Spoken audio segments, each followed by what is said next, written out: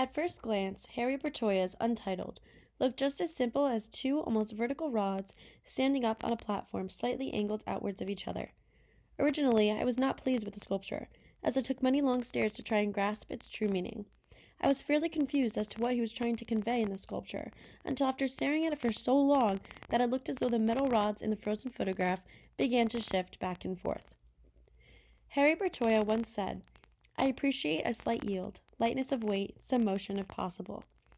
After examining some of his sculptures, it is clear to me that Bertoia does indeed like to incorporate some form of motion into his sculptures, using a variety of different shapes and sizes of metal to create the illusion that his sculptures are swaying in the wind throughout nature. I decided to do some research on Bertoia and his history. Bertoia was born in 1915 in San Lorenzo, Italy.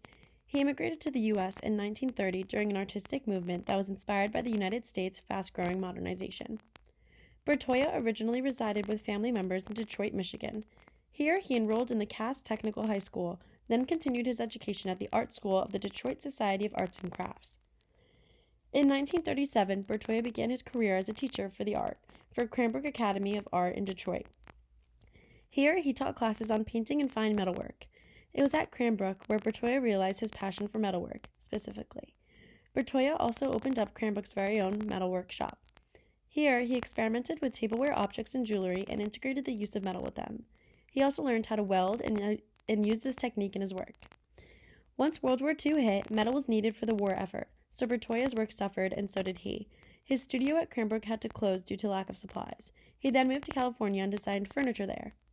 Although metal was Bertoia's favorite medium to use in his work, he also worked with wire sculptures, platform sculptures, panels, architectural screens, and more. The common theme throughout most of his artwork has been that sculptures that are shaped as plants, bushes, trees, flowers, and many more elements found in nature. His favorite metals to use were bronze, brass, copper, and gold-plated steel. After learning about Bertoia's background, I seem to appreciate his work, Untitled, much more than I did at first. I wonder if he liked to incorporate the sense of motion throughout his sculptures to symbolize either him constantly changing locations as he was growing up and traveling throughout the world, or because he was so inspired by the American ways and how things were moving and developing so fast throughout its period of modernization. I do wonder why this sculpture was titled Untitled, as I feel that if it had a more legitimate title, it could have been easier understood from the first place.